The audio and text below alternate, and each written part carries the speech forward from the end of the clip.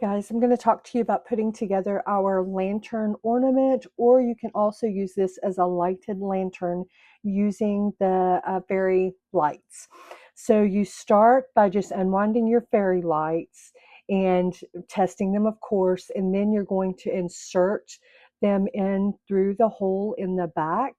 In this video, I used 3M backing, which I highly recommend. It made the process so very easy. You can use hot glue as well.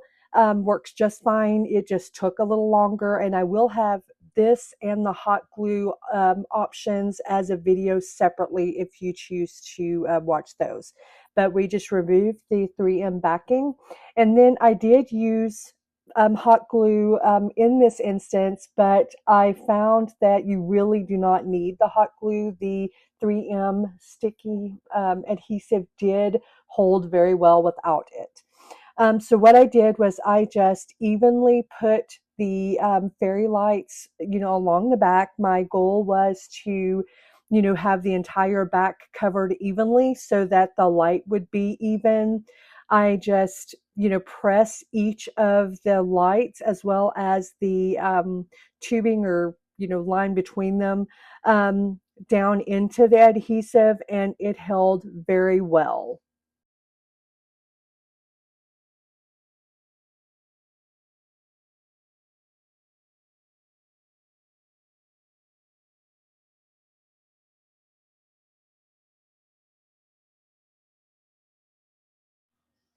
Once I get all of the fairy lights evenly spread out along the back of the piece, I do just go ahead and firmly press down on each of the ones again, and the tubing, just to kind of make sure they're really, really good and adhered.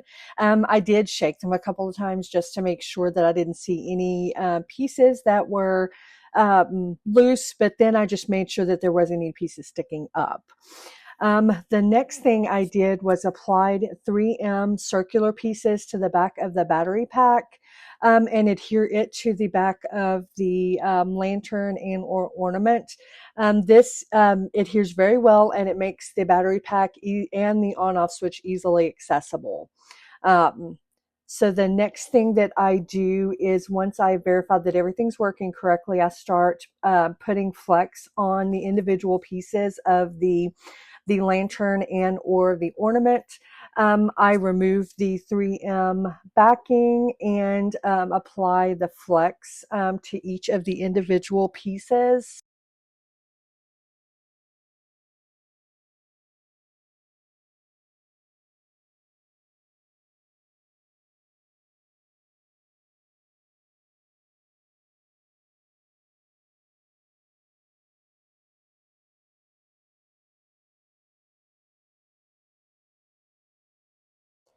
For the tops and bottoms, I do not put 3M backing because parts of it sticks out from the lantern. So I just use super glue, and I just dab along the sides of the opening, and I try not to use too much so that it seeps out from under.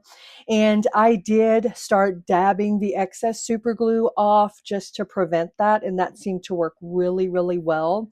And this is just an option to add flex to the top and bottom. You do not have to do this. It is totally up to you.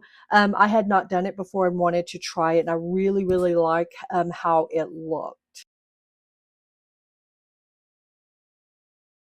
Once you have applied all the flex to your pieces, then you start assembling your lantern slash ornament.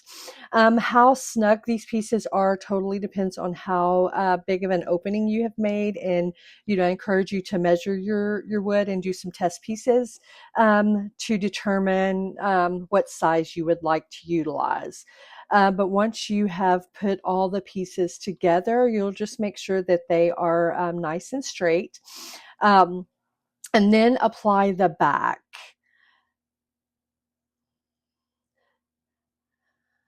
So once you applied the back, then you have to decide whether you want to use vellum paper or not. I did show you here in just a second the options. This is what it looks like without applying the vellum paper. You can just see kind of make out the individual lights, and applying the vellum paper is actually very easy.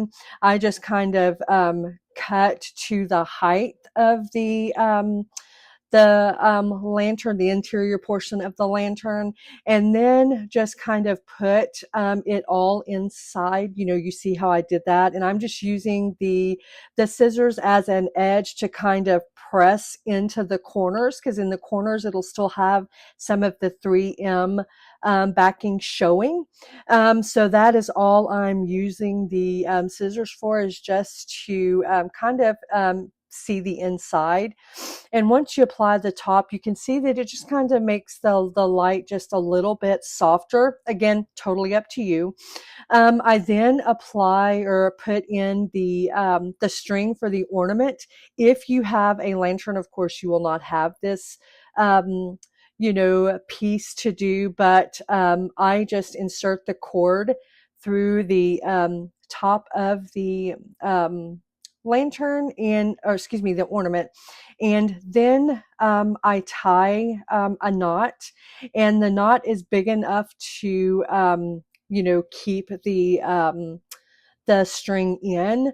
I then kind of trim the string, and then I don't want the string to show, so I'm just applying a little bit of super glue and then attaching the ends of the string to that little line that is not visible. Again, this is totally optional. I just do it because I am type A and I do not want the strings to show. So once the super glue is, the string is attached, then you can put your top on the ornament and or lantern. And then you just want to give everything a good snug fit.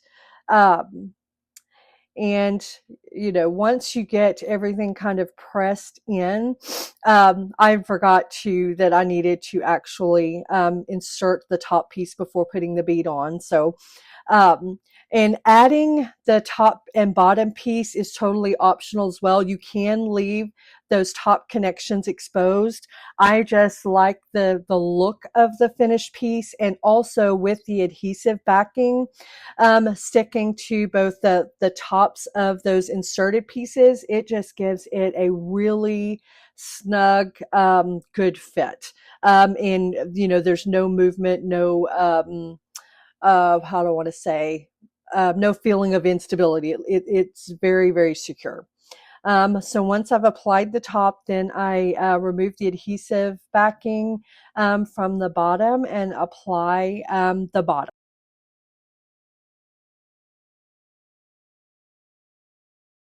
Once you have your ornament put together, then you can put a bead on the top. You also can choose to do ribbon if you want. I just, you know, use the bead, and I use this kind of beading, you know, tool that was made it very, very easy. I tie a knot in the top, and then we are done.